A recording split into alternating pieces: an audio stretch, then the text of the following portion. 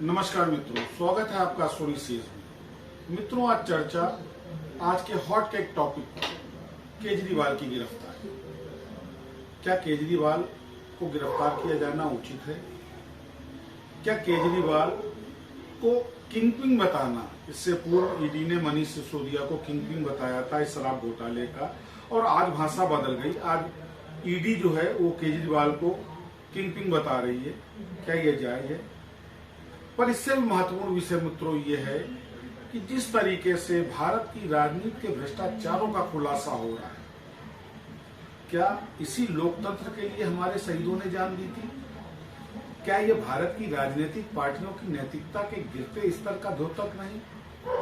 क्या भारत के चुनाव आयोग को ये नहीं समझना चाहिए कि ये राजनीतिक पार्टियां किस तरह जनता के पैसे का दुरुपयोग कर रही हैं, कैसे इस तरीके से भ्रष्टाचार को बढ़ावा दे रही है?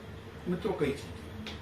तो let us start with Kejriwal arresting. मित्रों, चुनाव का माहौल है, तिथियां घोषित हो चुकी हैं और इस समय हिंदुस्तान के 2 मुख्यमंत्री जेल में, एक ने रिप्लेस कर दिया, एक कल रात को गया।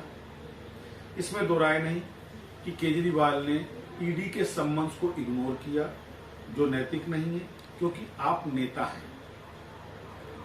आप हमारे आदर्श होते हैं। हमारा आदर्श का मतलब आम जनता के आदर्श होते हैं, और अगर कानून व्यवस्था को आप ही सम्मान नहीं देंगे तो जनता कैसे सम्मान देगी? तो मैं कड़े शब्दों में निंदा करता हूं केजरीवाल की सम्मान के इग्नोरेंस की टेक्निक को। दूसरी चीज, पर क्या चुनाव के दौरान गिरफ्तारी जायज है? और अगर जायज है तो मनीष सिसोदिया कैसे किंगपिन थे? आज केजरीवाल कैसे हो गए? मित्रों, यहां पर एक चीज विशेष ध्यान देनी है कि ये वही इन्फोर्समेंट डायरेक्टरेट है जिसको 2012-14 में यही भारतीय जनता पार्टी पालतू तोता बताती थी। ये वही सीबीआई है जिसको भारतीय जनता पार्टी 2012-14 में पालतू तोता बताती थी। स्पष्ट आरोप भारतीय जनता पार्टी लगाती थी कि कांग्रेस अपने विरोधियों को दबाने के लिए ईडी और सीबीआई का दुरुपयोग करती है। आज क्या हो रहा है? सुप्रीम कोर्ट भी कई बार कह चुका है।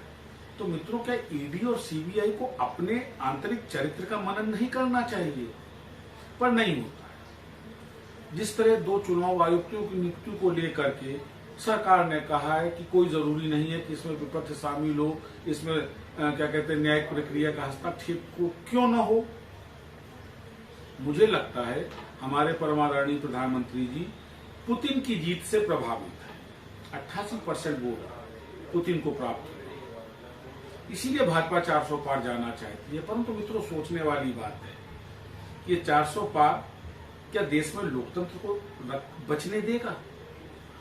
क्योंकि इसी भारतीय जनता पार्टी के अति वरिष्ठ नेता और देश के पूर्व प्रधानमंत्री, जिनका सम्मान से नाम लिया जाता है, परम आदरणीय स्वर्गीय श्री अटल बिहारी वाजपेयी, इसी भारत की सदन में कहते हैं कि जिस दिन देश से विपक्ष खत्म हो जाएगा, देश में लोकतंत्र खत्म हो जाएगा। आज हम लोग कमोबेश उसी स्थिति की तरफ अग्रसर हैं। मैं केजरीवाल की गिरफ्तारी को गलत नहीं कहता। अगर केजरीवाल ने अपराध किया, निसंदेह उनको केवल गिरफ्तारी न किया जाए, उनको दंडित किया जाए। परंतु एक छोटा सा सवाल भारत सरकार से, ईडी से, सीबीआई से, उन नेताओं का क्या हुआ जिनपे गंभीर भ्रष्टाचार के आरोप थे? सीबीआई, ईडी के उनके अंडर विजिलेंस थे, पर जैसे ही वो भाजपा में शामिल हुए वो बिल्कुल दोष रहित हो गए। क्या ये नैतिक है? क्या ये उचित है? क्या ये भारत के संविधान से न्याय है? इन अधिकारियों को सोचना चाहिए मित्रों कि इनको तनख्वाह भारत के संविधान के अनुपालन की जाती है, सरकार की चाटुकारिता की नहीं। अपराधी है, निसंदेह उसको दंड मिलना चाहिए, विलंब नहीं होना चाहिए। कोई नेता है तो उस बात के लिए उसको परमिशन नहीं दी जा सकती कि न्यायिक प्रक्रिया, सम्मनिंग को इग्नोर करे, उसको अवॉइड करे, उसकी अवमानना करे।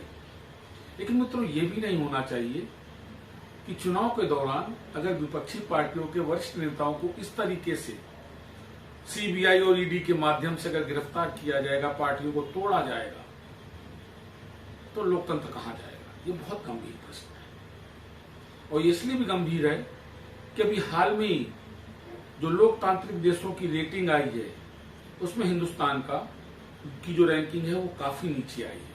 एक गंभीर विषय है, एक चेतावनी है।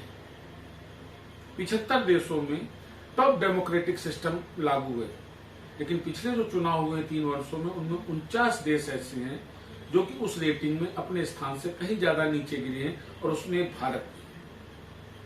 हमको सोचना चाहिए, we claim India the largest democracy of the world, is it the democracy?